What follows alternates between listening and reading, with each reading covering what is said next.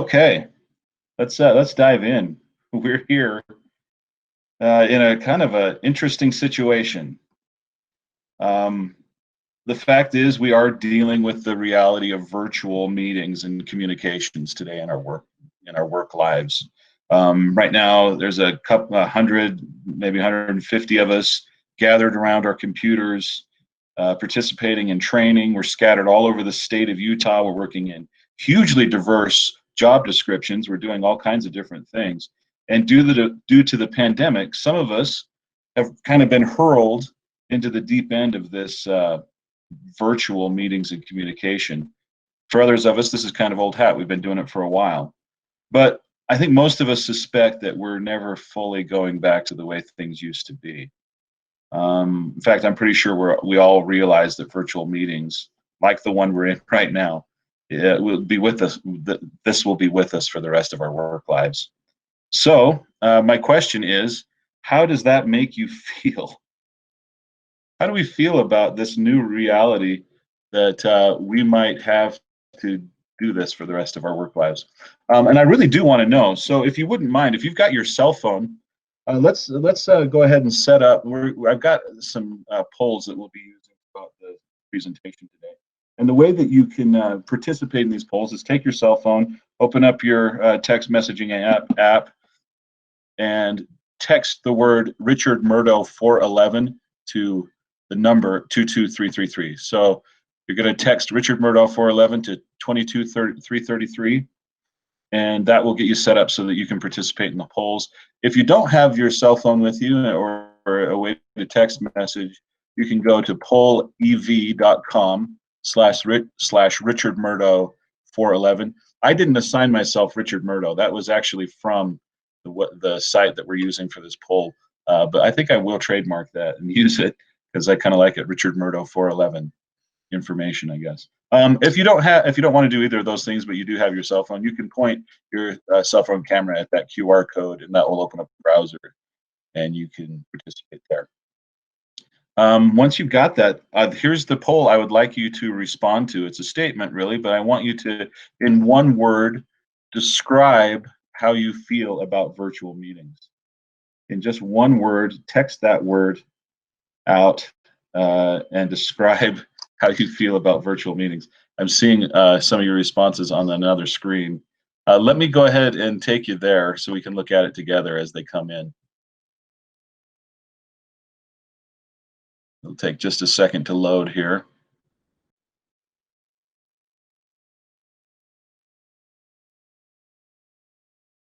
There we go.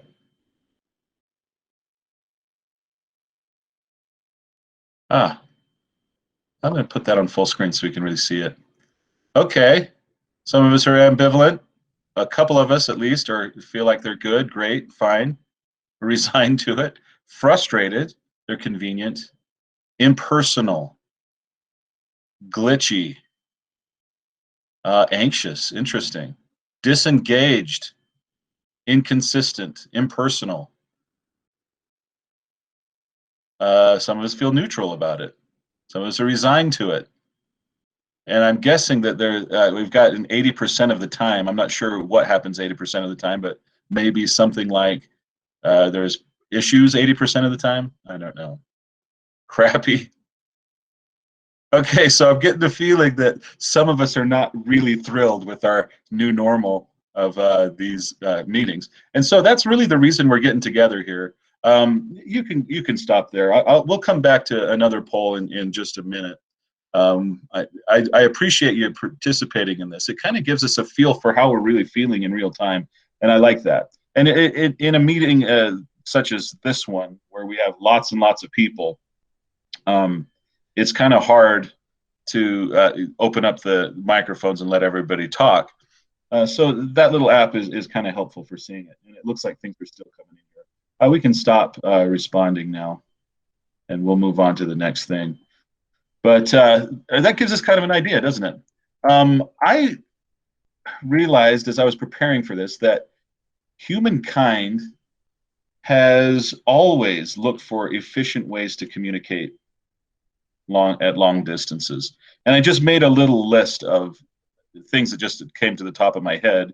of ways that they've done that over the last, I don't know, however many thousands of years. So there's really no shortage of resources for us to be able to communicate at a distance. We've been looking for efficient ways to do it for a long time. But there are still issues, and there are things that we need to think about as we kind of attack this new normal. I mean, just, an hour and a half ago, I was 15 yards that way, sleeping. So rolling out of bed and walking over here and getting onto this meeting is much different than getting up, getting ready, and taking a long commute, walking down the hall and sitting down with all your folks. It's just quite different.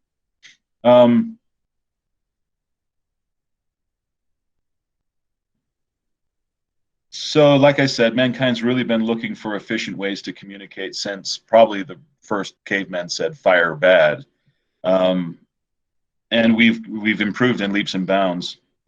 While we're on the subject, I want to show you something that I found very interesting while I was kind of doing the research to put this list together. I found this thing. I don't know if I was unaware of this completely before just the other day.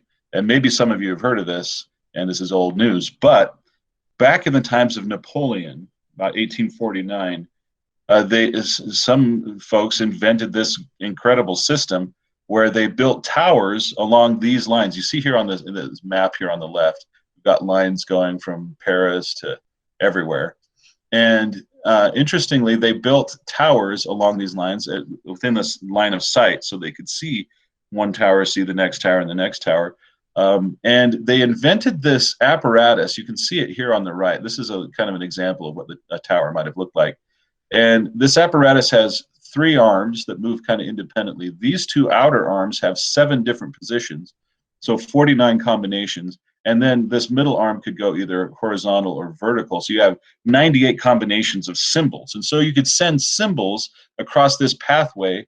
And they invented symbols that equal words, and so they could send actual messages across these pathways. And so at the time, Napoleon was able to send messages from Paris to Strasbourg in 30 minutes, which was an unheard of efficient way to send messages. This system lasted for about 50 years and was replaced by the telegraph with actual wires where electric pulses were sending messages almost instantaneously, basically instantaneously. And that's kind of how it stayed for a long time. Now, 120 years later, we're really not doing much different than what the telegraph did, which is sending symbols and messages across waves and wires. We've just gotten more sophisticated at it. And really, what we're looking to do is get clear messages to people at a distance. That's what we're trying to do. And the way we're doing it right now with cameras on our laptops through microphones is very efficient. Like I said, I was asleep in my own bed not that long ago, about 15 feet from where I'm sitting right now. I didn't contribute this morning to CO2 emissions, at least not in my car. I didn't contribute to traffic slowdowns. I didn't take time out of my work schedule to travel. I'm not draining any power or water at the state office building. I'm not even creating dust at the state office building. Over the next day, actually over the last day and a half, about 800 of us state employees have kind of gathered for several sessions of this particular training. We're considering the same topics. We're not scheduling any rooms. We're not traveling at all. And we're communicating instantaneously. And although our poll showed some ambivalence toward virtual communication, it's an amazingly effective way to meet. So much so that it's probably worth our time to practice at it and get really good at it so that we can keep it in our tool belt, even when things return to normal. One more quick story before we kind of tie a bow on this introduction. This is a true story, by the way. I got an email about it several years ago. A former student was an intern working for a U.S. senator from the Midwest. And one of his duties as an intern was to distribute personalized signed photos of the senator to the senator's constituents, like this photo here. That's a really good likeness of the senator. I made it myself out of shapes. Anyway, his job was to distribute signed photos. So he one day he noticed that he'd misspelled the name of the constituent on the photo, and so he got another photo, prepared it, and put a little sticky note on it that said, "Name misspelled. Please re-sign." The senator sent back the photo signed and prepared with another sticky note that said, "I'm not the one who misspelled the name. Maybe you should resign." And the intern realized pretty quickly his mistake. Instead of spelling resign the way you spell it, he spelled resign, and the message changed completely. I mean, they all laughed about it. It wasn't a big deal to the senator. It was just kind of a joke. A little bit embarrassing to the intern, but they laughed about it. But one thing that it illustrates is that very tiny things can make a huge difference when we're trying to communicate clearly, when we're trying to give a clear message. Um, it's really easy to miss the mark. And if we didn't have the context of the word re-sign as well as resign, um, this could have been a problem for that intern. So with that in mind, let's take a look at what clear communication can really do for us as teams. I'll try to illustrate this with an analogy, and I'm going to use the concept of vectors to try to illustrate it. We all remember what vectors are, right? I guess maybe, I don't know when you learn about vectors, but hopefully you remember. Or maybe you've seen Despicable Me. The villain's name is Vector, and he does something with direction and magnitude, right? That's what vectors do. They show exactly two things. They show direction, the direction they're pointing, and they show magnitude. And magnitude is illustrated by how long the line is. So the line on the left, the vector on the left has more magnitude than the one on the right. Vectors can be combined by doing this. There's the new vector. If they happen to be facing different directions, it can be combined by doing this. There's a new vector. So let's just imagine that you are a leader of a team of vectors, and your job is to get your vectors all going in the same direction so you can maximize magnitude. Here's your team. There's you. Your job is to set direction and maximize magnitude. Let's just imagine let's take a look at what this team's combined magnitude might be. We'll need to combine some of these, put them together. Okay, that's that team's combined magnitude. Not bad, right? Heading sort of in the right direction. The line's pretty long. Not bad. But let's imagine if we took that same team and we got them all heading in the exact, well, pretty close to the same way, within a couple of degrees of each other, the same direction. Can you imagine what the combined magnitude of this might be? Let's see if we can, yeah, we're out of room here, so let's scale it back. Okay, there's that team's combined magnitude. Let's compare that to the original team that we looked at. Okay, you can get a feel for if we can get, I mean, at least in this analogy, and at least with vectors, if we can get people or vectors going the same direction, we can really maximize some magnitude. And you can really replace magnitude with any adjective that would describe a functioning team. And really, this team has a little extra magnitude, right? This team would be able to hit any target that's been given to it with a little extra to go, which is great because you don't want to run your horses at full speed all the time, right? You don't want to wear them out. So having a little extra in the tank is a great thing. And the way we do that is by getting us all on the same page, going the same direction. And the way that we get that is by clear communication. Just before we try to apply this all to our virtual meetings, let's just look at a couple more teams of vectors and get a feel for what might happen. What do you think the combined magnitude of this team is? All right, we've got, they're all focused on each other, aren't they? Either they're ignoring each other or they're hyper-focused on each other. This is probably a team in unhealthy conflict. We like healthy conflict in our teams. because that keeps us from doing dumb things, right? Keeps us from using groupthink to make decisions and stuff like that. We want someone to push back when they see something that's not right. We want that kind of conflict, but we don't want the kind of conflict where we have personal vendettas and issues like this. If we were to combine all these vectors, what would we have? Basically zero, right? This kind of unhealthy conflict kind of stops us in our tracks. What about this team? Uh-oh, this manager's in trouble, right? This could be any number of things that would cause something like this. But one thing that the manager might want to think about doing is just taking a look over their shoulder and seeing what all of these folks are focused on. Why are they focused back this way? Is there something in his message or her message causing them to do that? One of my favorite, oops, let me go back here. One of my favorite things is this little brown noser guy. Hey, come on, guys. Anyway, that's not really on topic for what we're talking about today, but it is something we're thinking about. Here's our team with a clear direction. They've got all kinds of potential. We're going to get a lot done with a team like this. And it's kind of hard to do in a virtual setting. Kelly Strain, who is a consultant with PGI, she lists 3 things that are ways that we can support remote teams. When we're working at a distance, there are 3 things we can do as managers, as team members, to really support our teams. And the first one is to check in often.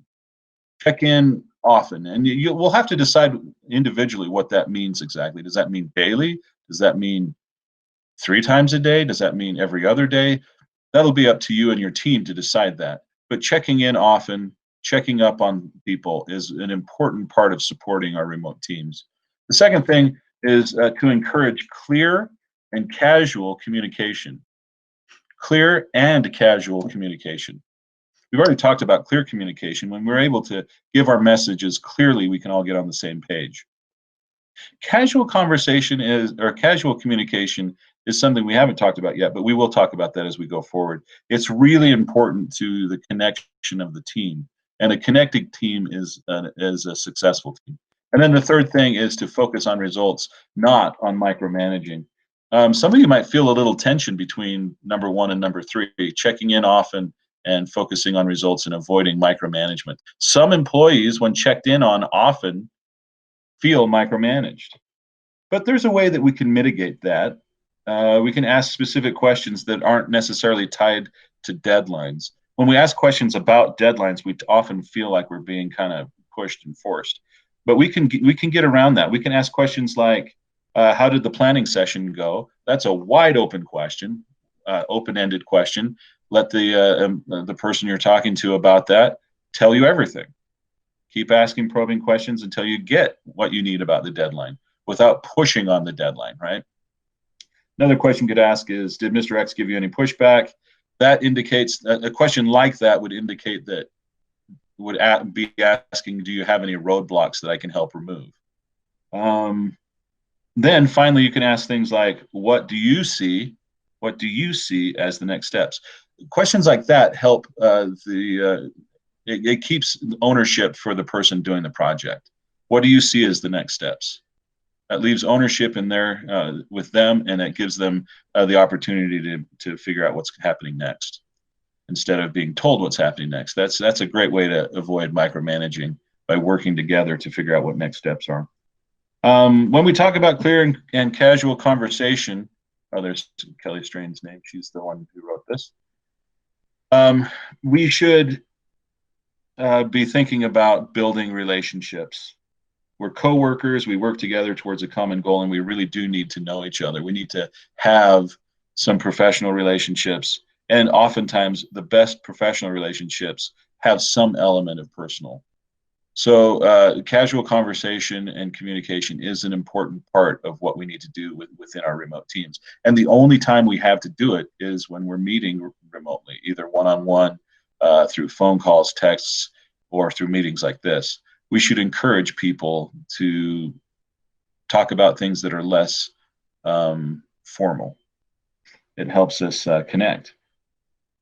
Virtual communication is really it's critical to our team success. And so let's do another poll, can we? I'm going to set it up here. I'd like to hear what you think are some of the pros of doing virtual meetings. What are some of the things that are good about virtual meetings? Go ahead and just text it to that same number. You don't have to do anything else to set up. Just start texting one-word answers to some pros for virtual communication. Oh, they're coming in. Let's go over there and take a look as they come in. Oh, I like these. They'll be up on the screen in just a minute, but we've got convenient, efficient, shorter, fast, easier, less travel. You can screen share, easy to attend. Oh, I'm on the wrong one here. Let me get you to the right screen. Sorry about that. There we go. We'll put that on full screen so you can see it as they come in. Less time. You can see faces. Flexible. Yeah.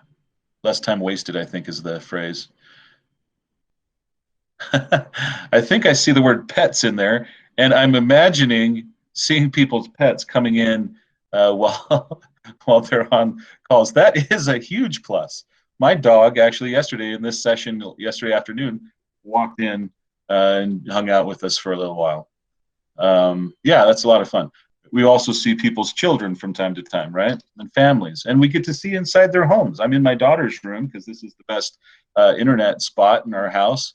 And we get to see where people live and where they feel most comfortable. Yeah, all of these things are great. Let's go ahead and stop there. Actually, what I'd like to do is now look at cons. What are some things that get in the way of virtual meetings being something we like? Go ahead and text them. Same number. Impersonal. Glitchy. I had an issue with that just yesterday, too. Right after I'd been announced, they just said, okay, we're going to get started. Here's Rick. I went to say my first words and my computer screen froze and I couldn't get back in for 5 minutes. So my Shane had to vamp for 5 minutes while I'm working like crazy to try to get back on the call. And that's always hard. Awkward, nonstop. Okay. Pets again, kids again. Robo voice, yeah, when we have issues with the sound, yeah. And there are distractions. Oh man, that's really good. Staying involved, being distracted, all of those happen a lot, don't they? Being disengaged, awkwardness. Yeah. Yeah, I think we've captured it here. Let's go ahead and we can stop there. Yeah, I made in case that we didn't get much from the poll, I made just a little list off the top of my head, and really you've covered everything that I've put here. One thing about that studies are showing, and these are fairly new studies because we're just really most of the workforce has just been thrown into this without much planning or thought. One thing they found is that virtual meetings are more exhausting than regular meetings for some reason. And maybe that changes over time as we get more used to them, but they are tiring. And so, you know, a lot of times we think that we have to spend a whole bunch of time when we get together meetings. We don't. We can make these shorter. They don't have to be as long because we're not justifying the travel, you know. We have to justify travel, even if it's just walking down the hall when we have face-to-face meetings. We're here. We've got everybody here. It took effort, costs money. Let's make our meetings longer. Meetings like this can be short. They don't have to be hugely long. Okay, so also our ears are extremely important when it comes to virtual meetings. Our ears have always been important. It's, you know, a good listener is a really nice thing to have, a nice skill to have anyway. But in virtual meetings, it is a little harder to see nonverbal cues. So we need to kind of step up our listening game because we have microphones and headphones so that we can pick up on verbal cues. We're going to have to listen for verbal cues, silences and hesitations, things like that. Let me just give you a couple suggestions based on active listening skills. First, we should avoid speaking over the split second delay. It takes just a split second for our mics to pick up and send through, it goes to satellites and back. It takes just a split second to do that. And so when we start talking over the top of somebody, it causes everybody to hesitate and wait. Oh, somebody's trying to talk. Um, if you're the type of active listener that likes to audibly track people's conversations by making noises to show that you're listening, like oh, yeah, that kind of thing, it's probably a good idea to try to stop doing that, at least in virtual meetings, because every time you make a noise, your mic picks it up, it broadcasts it out to folks, and we all stop and go, oh, somebody's trying to say something, right? And it changes the rhythm of our conversations. If you do want to make some sort of audible gesture that you are listening, elongate it and wait for it to go in between sentences. A longer will be picked up by the microphone, and people will know exactly what it is, and we won't have to stop and think, oh, is somebody trying to talk right now? Second, you can replace those with just nodding. If we have our cameras on, a nod does a lot. We can see movement really easily. If everybody's looking at the screens and we can see each other, movement really shows up. Our eyes pick it up really quickly. So any type of positive movement replaces having to even speak over the system. And then third, we should be noticing the silences, especially those that tend not to participate much in if somebody doesn't participate much in face-to-face meetings, they're not going to participate much at all in virtual meetings. So the best thing to do is to ask a question or two that draws them out, especially those who might contribute in person but are just kind of stopped because we're in virtual. And also those folks that wait till the meeting's over to give their thoughts. Meeting's over, they have the after meeting to kind of put in their thoughts. You may need to ask those folks to stay after on the call and get get their input. And then finally, remember to have the small talk. We don't have coolers to gather around, and we need to replace that if our teams are going to stay connected. So add that into your virtual meetings where you can. If you've got large groups coming to a virtual meeting, that's kind of impossible unless you put them in open up great breakout rooms. But for smaller teams, it is possible to just have a little bit of conversation. It's no secret, though, as I've kind of mentioned, that participation in virtual meetings really magnifies our usual participation in face-to-face meetings. In other words, quiet folks get quieter, talkative folks get more talkative. One of the reasons for this is a reduction in body language. Because when a quieter person is ready to talk in a face-to-face meeting, they will show themselves ready to talk by whatever body language they use. And people will pick up on it and let them get in. You don't have that in virtual meetings, and so and talkative people don't see any reason they need to signal that they're going to be talking, so they just continue to talk. To combat this phenomenon, when you're leading a meeting, it may be a good idea to track your people's comments. And one way you can do that, and this is just a suggestion, I wouldn't try to mandate this for anybody, but this is one thing you could try, is just build a little matrix of your team. There's my fictional team there on the left.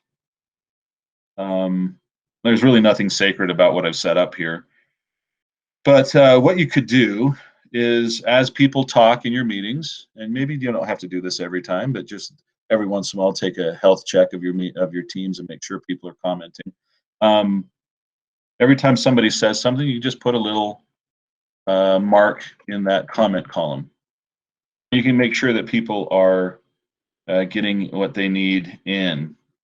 Now, the point is not to enforce equal amounts of time or equal comments from everybody. That would be silly. We don't need an equal amount of time or equal comments. What we do need is to make sure that all of our folks are feeling like they are getting their input into the team.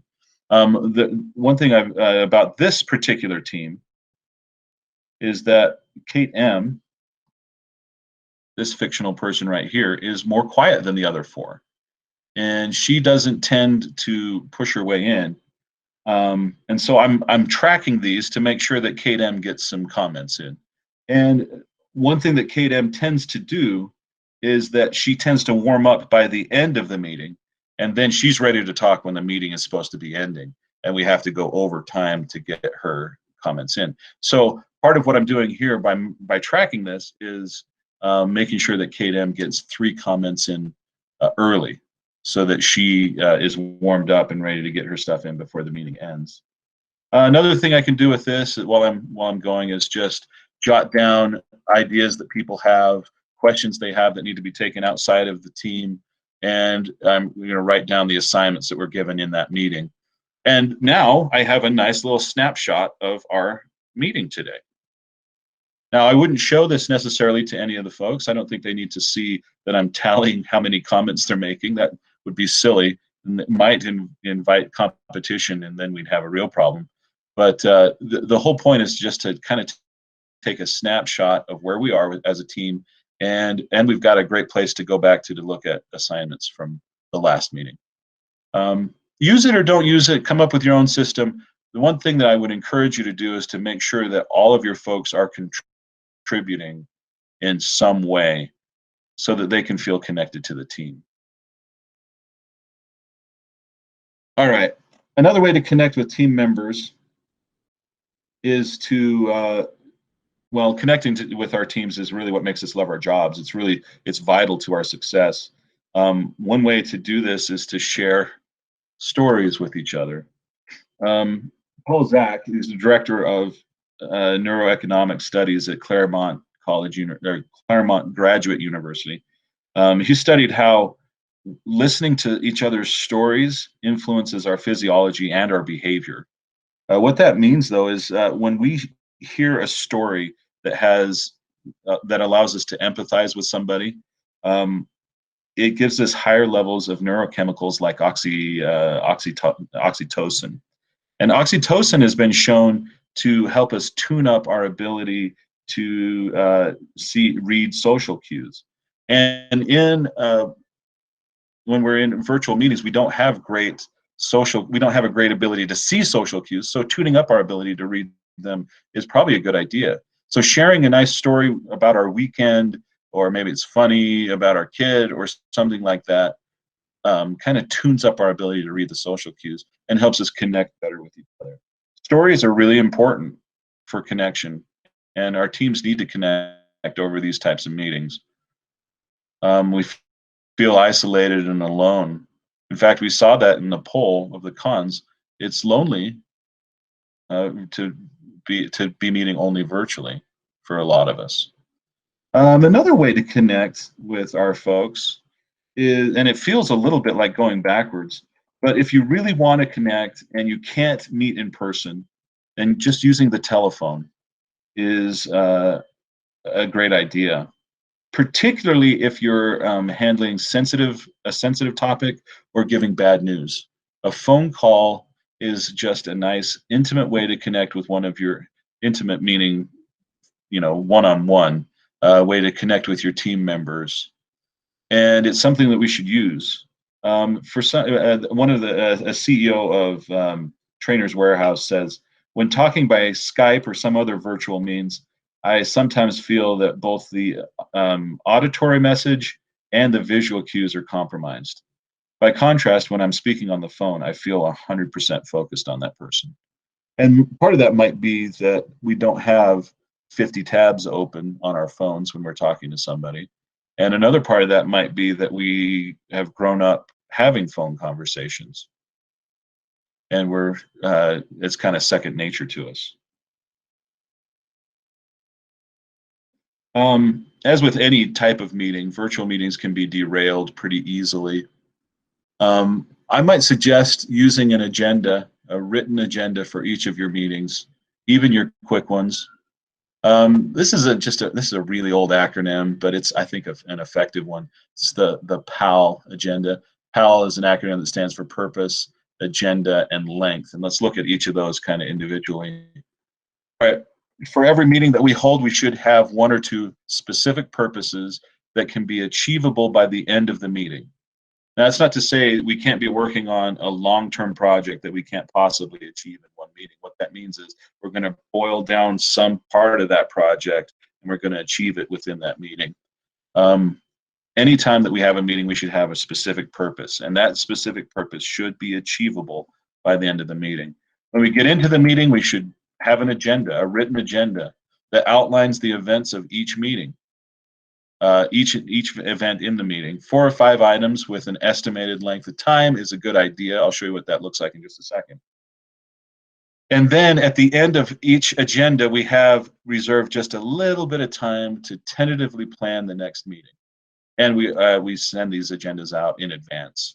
It doesn't have to be days and weeks in advance, but enough time for people to review it and come prepared for that meeting. And then finally, the length portion of this. We want to begin and end on time, and we want to respect people's time, which means beginning and ending on time. If we get to the end of the time frame that we've set for that meeting and we still have several items, then it's appropriate to reschedule and use just a couple minutes to plan what that next meeting will look like. Also, when we talk about length, we are talking about what individual items, how long we'll be working on each of those individual items within the meeting. And here's what that looks like. There's an example of a team agenda. We're going to have a meeting to do a team check-in on July 23rd, starting at 3 o'clock. There's my fictional team. The purposes of this meeting, there's 2 of them. The first one is to just check in on our projects. The second one is to discuss concerns brought up last week. And hopefully everybody knows what those are. Maybe we need to define them further on the agenda, maybe not.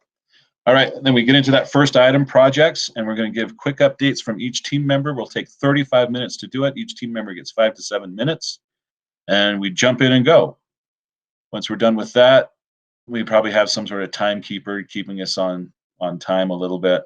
Then we move into the concern section. Isaac will report on what response he got from the committee for 8 minutes. And then the team will develop the next steps in the next 15 minutes, which leaves us 2 minutes to plan our next meeting. Now, I know that this feels really regimented, doesn't it? Especially after we're talking about, hey, we have to have small talk in all of our meetings if we're going to connect. So really, this agenda does build in that small talk. It's given 5 to 7 minutes for people to update each other on their projects. And that's where that small talk and connection can happen. That could be more conversational. Interestingly here, if we get to 35 minutes and we're not done with this or not even close, then that's when we have a quick conversation with everybody. We say something like, hey, we're not done with this. It's time to move on to the next thing. Are we okay to continue on this, or should we hold this for the next meeting? And then you make that decision and you move on. A lot of times you'll want to do the purposes, you'll have them in order of priority. The most important thing goes first, and the least important thing goes last, so that when it comes to the end of the meeting and it's time to reschedule, you can decide whether or not that least important thing is even worth doing.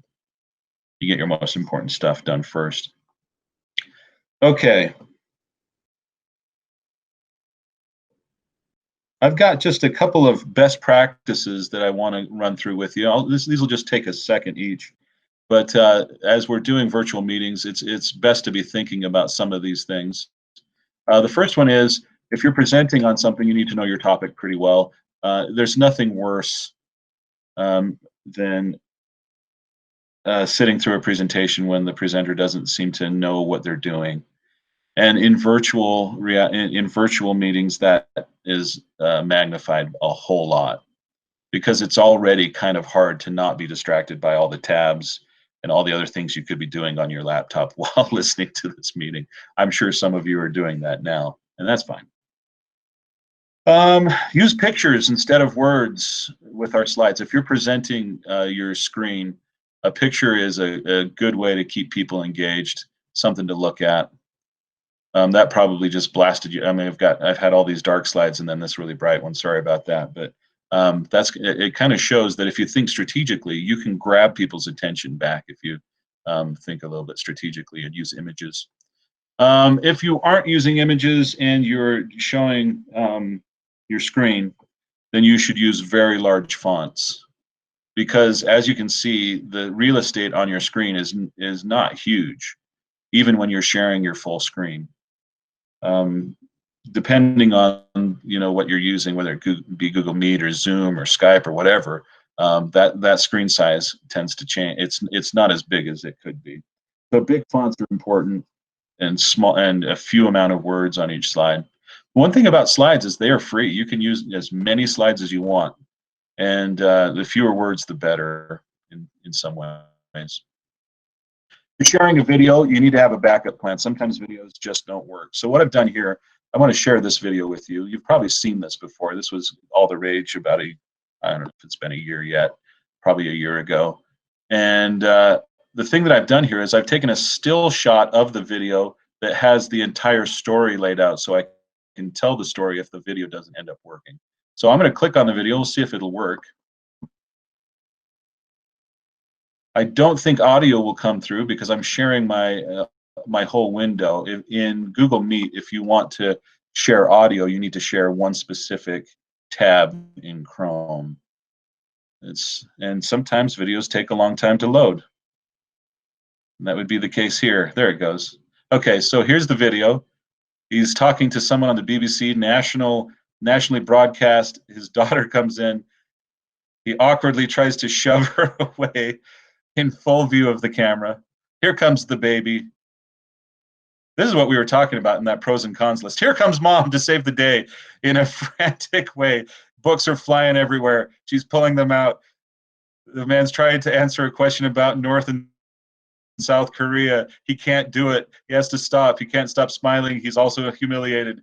There it goes. So that is, I mean, if we haven't experienced something like that in our virtual meetings, chances are we will. And so if that video hadn't played and I wasn't able to give the play-by-play, I could have explained that video just by this picture here, right? Man's talking to someone on the BBC. Here comes his daughter. Here comes his wife to save the day. Sharing video, have a backup plan. Think about lighting. Lighting is important. When you've got your camera on, lighting will tell you, lighting will help how you look. And how you look is kind of important if you've got your camera on. I've got, in this room right here, I've got the overhead light off because it created a great big glare on the screen. And I'm using these shutters to kind of regulate how much light ends up on my face. It's worth thinking about. Also, camera angles, higher up is better than lower for most of us. So I've got my laptop on kind of a little bit of a platform. Audio is important too. We all understand when we're doing these types of presentations that the video can be bad. It's streaming. We get that streaming video is not great often, but our audio needs to at least be serviceable. Somebody mentioned in the pros that there's tin can sounding voices, or I guess robotic voices. Whatever the case, we should be testing our mics and making sure there's no echo. My very first announcement for today's session was really echoey because I hadn't plugged in my headphones, and that can be a problem. I think we are actually out of time here, so you get to decide whether or not your camera's on. If you do have it on, make sure you look good. Test your equipment out. Sometimes it's a good idea to have a facilitator along with a presenter so that the facilitator, like Shane is doing for me right now, can monitor the chat feature and answer questions as we go. And then finally, keep your meetings to a reasonable length. And that's what we're going to do now by coming to an end. Thank you so much for your time and your attention today. If you'd like to see some of the sources that I've cited today, you can get a copy of these slides, and all of these are live links. That'll take you to the articles. You can go check those out. Again, the next session comes in 2 weeks, Stress in the Workplace with J.J. Acker. Like I said, he's going to take a different approach. It'll be really interesting, I think, so you'll want to catch that one for sure. We'll send out a link that if you haven't already signed up for it, you can. And again, if you have any comments or questions that you'd like to send to me directly, rsmurdock@utah.gov. I'd love to hear from you. Thanks again for your time and attention. Have a good day.